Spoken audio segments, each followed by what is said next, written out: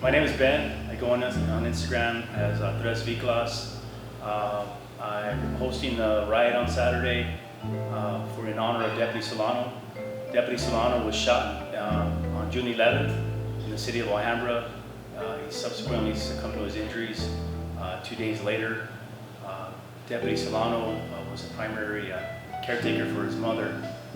She's an elderly lady. She has a lot of medical problems.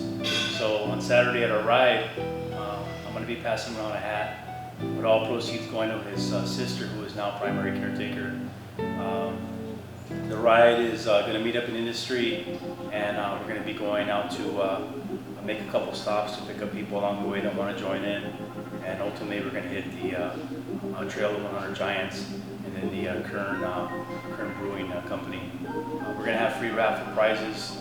Factory 47, great sponsor as always, has donated some raffle prizes.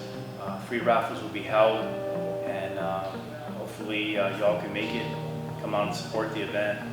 It's for a great cause, and like I said, all proceeds will go to his sister. Thank you.